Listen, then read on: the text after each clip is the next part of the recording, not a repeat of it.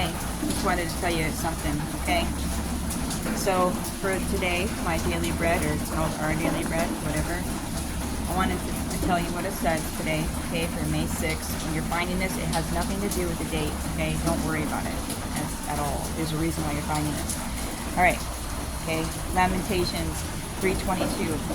His compassions fail not. They are new every morning. Great is your faithfulness. If you've ever been so overwhelmed by sorrow that you couldn't speak, you can begin to understand the emotions of Jeremiah as he wrote the book of Lamentations. It is a sobbing requiem for the death of Jerusalem and the captivity of her people because of their sins. The tears of the weeping prophet seem to splash onto every page. Recently, as I read Lamentations, I was so caught up in the destruction and desolation described by Jeremiah that a familiar passage took me by surprise. Through the Lord's mercies we are not consumed, because his compassion fails not. They are new every morning, and great is your faithfulness. Those verses are so often quoted alone that I had forgotten the bleak context in which they were penned. In the midst of Jeremiah's dark night of the soul, they shine as an unexpected ray of hope and light. There may be times in our lives when it appears that all is lost and we sink into despair. But in our deepest sorrow, we are often surprised by the light of God's never-failing love. Then, by his grace and mercy, we can echo the words of Jeremiah. The Lord is my portion, says my soul. Therefore, I hope in him. And it says, life's darkest trial cannot dim the light of God's love. The stuff that we go through, it doesn't matter how hard or, how deep our pain goes. God can repair us. God can repair us at any moment, any time, okay? So just know that. Keep the faith, okay? There are things that are changing in your life, okay? There are. If you can just look around and find one little thing that you notice has changed just from the past year, you know what I mean? And start recognizing these little things, because once you start recognizing the little things, here come the major things, the bigger things, okay? But it starts with even the little things, like your attitude, the vibration that you send out to the universe. What is that? What vibration are you sending out to the universe, okay? Think about that. Like, are you in desperation? Are you longing for something? And if you are, hey, no judgment. If you are, what is that?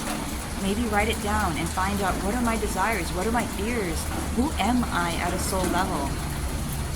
The more you know about yourself, the less anybody else can tell you anything, and the more God knows that you understand you. And when you understand you, he can send you more blessings, okay? I'm at the doctor's office right now. I'm just waiting for my mom to get out of the doctor's, and I just wanted to share this word with you guys. I thought it was, it hit home for me.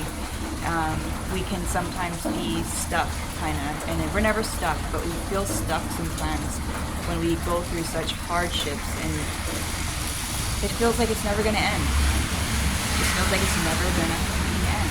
And the truth is that it will. It ends when you decide it will end, because we have the choice. We hold the choice. We hold the power. So try to remember that. Try to remember that you do have a choice. You might not have a choice of how other people act or react, but you do. You have that choice, okay? This is short. I'm sorry, but I just wanted to say this. Just know that, you're not alone in the struggle, okay? God is watching everything, and he sees, like if you have people around you that are not respecting you or not seeing you, try not to let that bother you as much, okay? Because, I don't know why I'm getting emotional, because the main thing is that God sees you, okay? And you see you.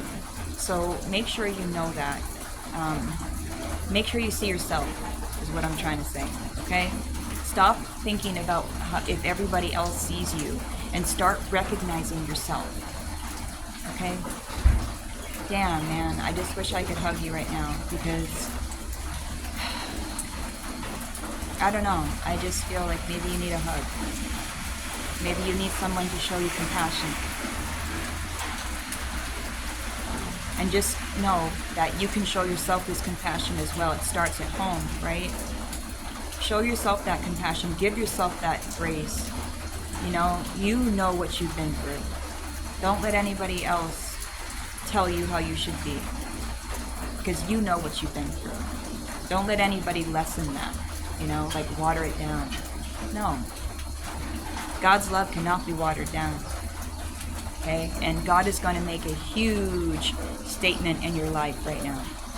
Okay? He's coming. He's not coming. He's here, and he sees you, and he sees everything that you've been through. He wants you to see it. He wants you to see you. Okay? All right. I love you. All right? I'm sending you a lot of love, a lot of understanding and compassion. Okay? All right. Love you. Stay smiling, and if you're not smiling, go do something that makes you smile. Tomorrow I'm going to go get my hair cut. So I'm just doing these little things that really is going to help my self-esteem right now. So try something like that. What do you think would help your self-esteem? If you're unable to go get a haircut, do something smaller.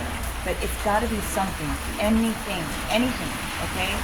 What is that one thing that you would do if you could do it for yourself? What is it? All right. I love you.